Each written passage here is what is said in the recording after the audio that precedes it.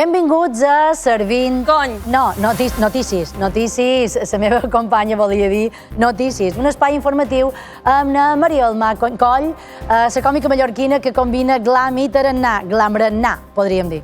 I amb la llum barrera, la llegenda, el mite, la persona de les Illes Balears en la que més gent vol fer-se una birra. Sí, gairebé l'he feta amb tothom. No el mateiria, perquè si no, no hagués arribat fins aquí. Però deixant de xerrar d'això i començam ja aquest informatiu amb una bona notícia. Lonely Planet, Planeta Solitari, que és el nom d'una guia de viatges, però té més bé nom de grup indie depressiu, ha col·locat Mallorca en el top 10 de ciutats per visitar l'any 2025. What? Moltes gràcies, Lonely Planet. Estava clar que se necessita un pot de suport perquè vingui més gent aquí, perquè està la cosa molt buida, la veritat. Falta gent en aquesta imatge que estem veient realment. Ara, just aquí, vaig perdre ma mare. Tu perduda ja des de fa 2 estius. Mamà, si me sents, torna. Pobreta. Però tranquil·litat, perquè Lonely Planet, quin bon nom, ha tingut molta consideració. Tornem a veure el titular, per favor. Diu que demana oblidar-se de la temporada alta, però jo crec que ho diu en pla oblida't, nina, no val la pena aquesta ciutat. Està quedant amb més gent, no ets especial. Que no vinguin en temporada alta, què vol dir, que vinguin en temporada baixa? Això apareix, d'alta, baixa, sempre fotuts, com un autònom. Gràcies, Lonely Planet. Ara també estarà massificat tot en Civent. Per cert, ara entenc per què se diu Lonely Planet, planeta solitari, perquè està tothom aquí, cabrons. Deu ser per això. Però bé, continuem xerrant de turistes. Marga Proens, la presidenta del govern balear, ha estat de turisme per Madrid. Després de veure el rei León i cercar Mario Vaquerizo per Gran Via, com almenys si se'l trobava, com fa tothom quan va allà en pla turista, la presidenta sí que tenia un pla especial. Va anar a visitar en Pedro Sánchez. Sí, i dins la ronda de visites dels presidents autonòmics, na Proens ha estat de les darreres en anar-hi.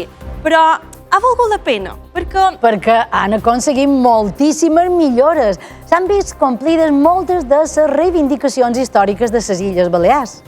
No, perquè mira que bé que queden tots dos junts. Pareix el cartell d'una pel·lícula d'aquestes de migdia alemana, de la que ella viatja tota sola i coneix un senyor separat i li torna la il·lusió de viure i tot això. Sí, m'encanten, d'aquestes que estan basades en fets reals i tenen títols llarguíssims, com per exemple Sora baixa que vàrem passar junts i no me vares tocar el finançament.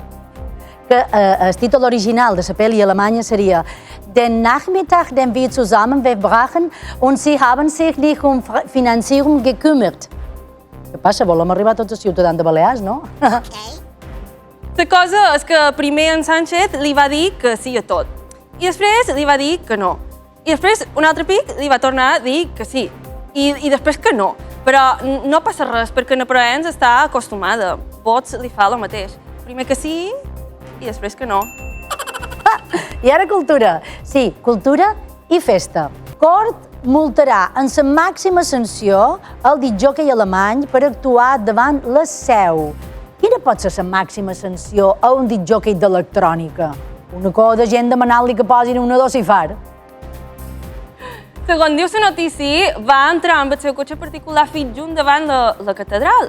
Ja sabíem que els guiris no respecten molt això de Sora, però ara resulta que tampoc respecten l'oració.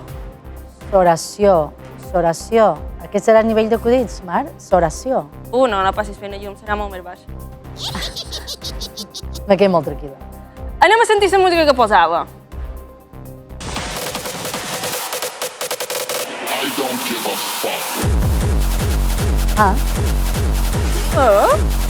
Molt En bé. sentir la música, el bon Jesús de la creu va passar d'estar així a estar així. Connectam amb la nostra DJ Aina, que és qui realment entén de música. Aina, com podríem definir aquest estil musical? Jo diria que podria ser una espècie d'electrònica experimental que podria dir-se Scratch CD o quan se m'arralla el CD o la rentadora fa renou raros quan centrifuga. I hem de cridar el servei tècnic. Molt bé, quina música més guai. Gràcies, Aina, la nostra corresponsal del Tecno. Va, vinga, ara informació de servei. Els treballadors de CMT se queixen de l'estat dels seus vehicles, conduint busos amb més de 2 milions de quilòmetres i l'aire condicionat podrit. Saps que vas amb un busós d'aquests perquè el que te sol·licita la parada és el mateix autobús. Aquest titular m'ha fet estrenar una secció. Perquè te'n facis una idea. 2 milions de quilòmetres és anar i tornar a la lluna 3 vegades.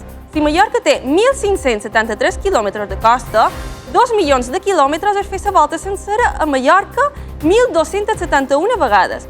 Un poc com un turista d'aquests que està cercant una platja buida. Ah, Lonely Planet? Espera, perquè ara intentava fer números, m'he perdut. Deixa'm provar, mem. Perquè te'n facis una idea, 2 milions de quilòmetres és més quilometratge que la vida sexual de Samèrit. De fet, el primer xofer d'aquests autobusos va ser Jaume I. I crec que amb això ja te n'hauràs fet una idea. De fet, estan de vaga els conductors, els autobusos no. Els conductors també se queixen que l'aire condicionat dels busos està perdit, que precisament és l'excusa que jo poso quan acompanyo algun cotxe i me tiro un pet. Si me diuen alguna cosa, dic que el meu sistema digestiu té 2 milions de quilòmetres. Això de veres. O sigui, en sèrio que aquest és el nivell dels acudits? Mare, m'havien dit que no, llum, això no era un acudit, això anava en sèrio. Anava de bon de veres? Sí. Molt bé. I fins aquí servint notícies. Fins aquí. Moltes gràcies.